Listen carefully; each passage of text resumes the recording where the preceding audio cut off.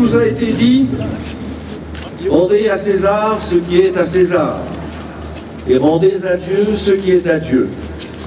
Et moi je vous dis, rendez l'Ukrainienne à l'Ukraine. En effet, s'il est juste et raisonnable de se rassembler si nombreux aujourd'hui à Paris pour exiger la dissolution du groupuscule atrocement antichrétien des Femen, fondé par l'Ukrainienne Inna Shevchenko,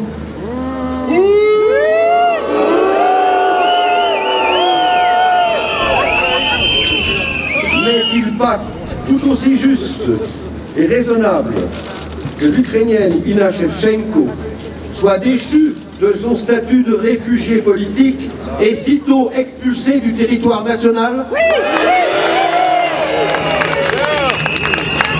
Et voici pourquoi.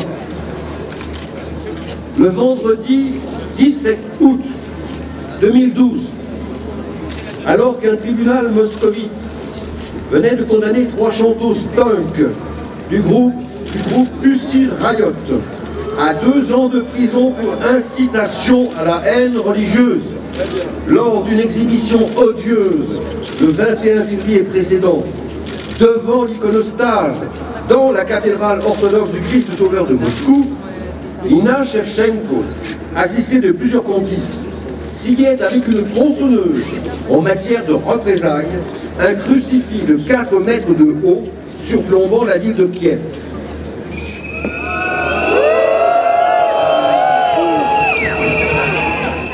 Ce crucifix avait été érigé en 2004 par des catholiques en mémoire des millions de victimes ukrainiennes du communisme soviétique, torturées, assassinées, mortes de famine, organisées, ce qu'on appelait l'horrible Holodomor. La scène honteuse fut filmée et photographiée.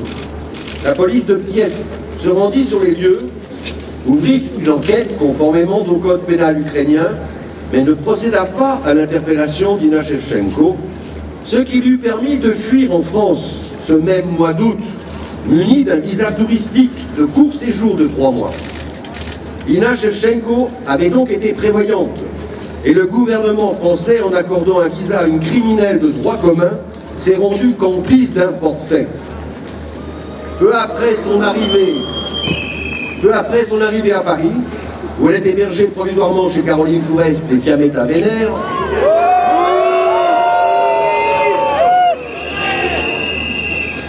Inna Shevchenko peut établir dès le mois de septembre le quartier général et le camp d'entraînement des Femen au 2e étage de l'immeuble occupé par la salle de concert Le Lavoir moderne parisien, subventionné par la ville de Paris et le ministère de la Culture. C'est dans ce local qu'est concertée, sans doute sous la houlette de Caroline Fourest, la première agression anticatholique et violente des Femen, menée par Inna Shevchenko contre la manifestation de Civitas à Paris le dimanche 18 novembre 2012. Notons en passant qu'à cette date, le visa touristique d'Inna Shevchenko avait expiré. Elle était donc en situation irrégulière. Mais les protections influentes qui ne lui ont jamais manqué ont fait que les pouvoirs publics, une fois de plus, ont fermé les yeux sur le statut d'une personne qui, de toute évidence, n'était pas entrée en France pour y faire du tourisme. Ce n'est que le 19 février 2013, c'est-à-dire 7 jours après son exhibition scandaleuse avec 7 autres Femen dans la cathédrale Notre-Dame de Paris, qu'Inna Shevchenko, bien conseillée, dépose une demande de bénéfice d'asile politique auprès de l'Office français de protection des réfugiés et apatrides, l'OFPRA, alors qu'elle est, je le répète, en situation irrégulière en France, qu'elle aurait donc dû être expulsée et qu'elle n'a pas à être protégée, ne risquant dans son pays que d'être traduite devant un tribunal pour un délit de droit commun.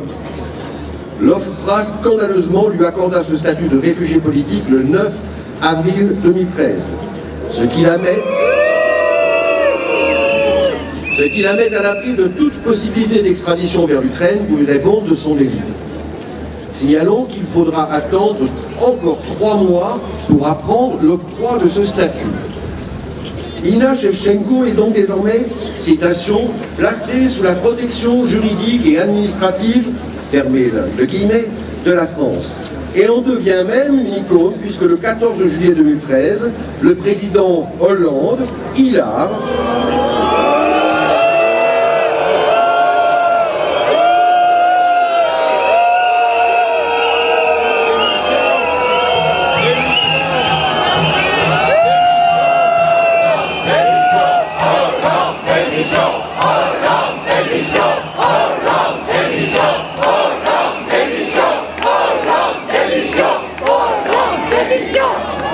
donc le 14 juillet 2013, le président Hollande, toujours hilar, dévoile, si je puis dire, depuis le palais d'Élysée, le nouveau timbre à l'effigie de Marianne, dont le visage est inspiré de celui d'Inna Shevchenko. On croit rêver.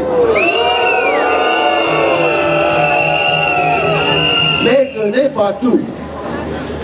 Comme bénéficiaire du statut de réfugié politique, Inna Shevchenko se voit attribuer le 4 décembre 2004 un document de voyage pour réfugiés valant passeport, accordé pour 2 ans et qui permet à un réfugié en France de voyager dans certains pays étrangers.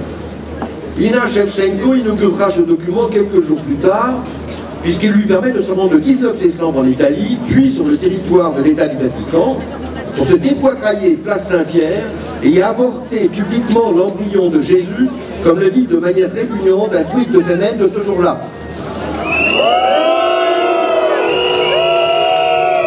Bon. J'arrête ici car j'ai déjà été trop long, pardonnez-moi, mais voilà pourquoi, et j'y insiste, il faut rendre l'Ukrainienne à l'Ukraine. Dissolution des Femen, oui, 1000 fois oui. Mais nous devons aussi obtenir l'abrogation du statut de réfugié politique d'Inna Shevchenko, le non-renouvellement de son document de voyage pour étrangers et son expulsion immédiate du territoire national en lui souhaitant par avance un bon retour en Ukraine.